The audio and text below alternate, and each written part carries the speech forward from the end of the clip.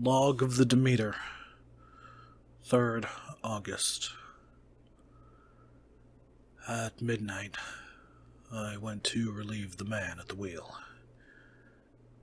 and when I got to it, found no one there.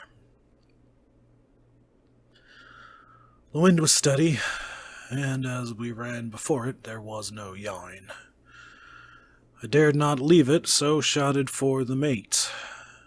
After a few seconds, he rushed up on deck in his flannels. He looked wide-eyed and haggard, and I greatly fear his reason has given way.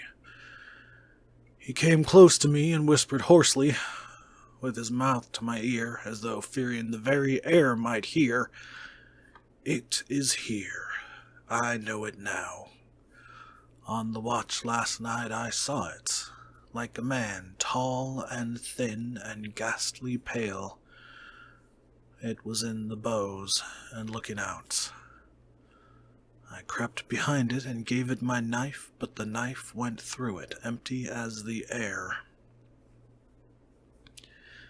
And as he spoke, he took his knife and drove it savagely into space. And he went on, "But it is here, and I'll find it. It is in the hold, perhaps in one of those boxes. I'll unscrew them one by one and see. You work the helm." And with a warning look and his finger on his lips, he went below. There was springing up a choppy wind, and I could not leave the helm. I saw him come out on deck again with a tool chest and a lantern and go down the forward hatchway. He is mad, stark, raving mad, and it's no use my trying to stop him. He can't hurt those big boxes. They're invoiced as clay, and to pull them about is as harmless a thing as he can do. So here I stay, and mind the helm and write these notes. I can only trust in God and wait till the fog clears. Then, if I can't steer to any harbor with the wind that is, I shall cut down the sails and lie by, and signal for help.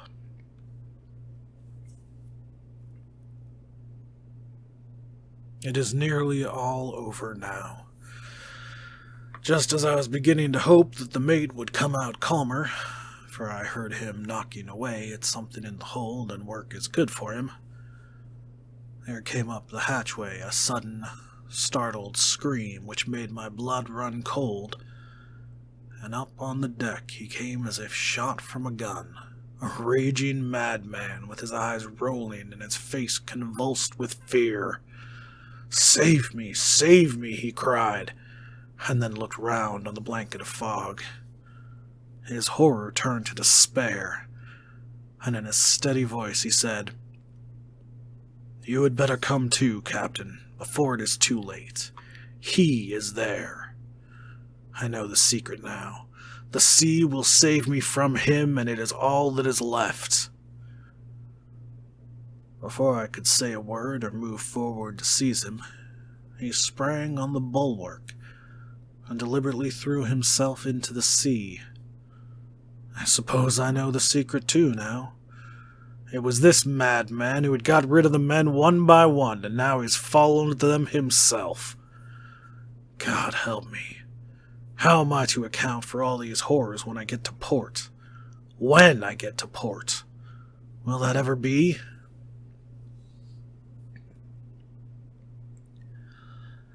Mina Murray's Journal, 3rd August. Oh, another week gone and no news from Jonathan. Not even a Mr. Hawkins, from whom I have heard. Oh, I do hope he is not ill. He surely would have written. I look at that last letter of his, but somehow it does not satisfy me. It does not read like him, and yet it is his writing. There is no mistake of that. Lucy has not walked much in her sleep the last week, but there is an odd concentration about her which I do not understand. Even in her sleep she seems to be watching me. She tries the door, and finding it locked, goes about the room searching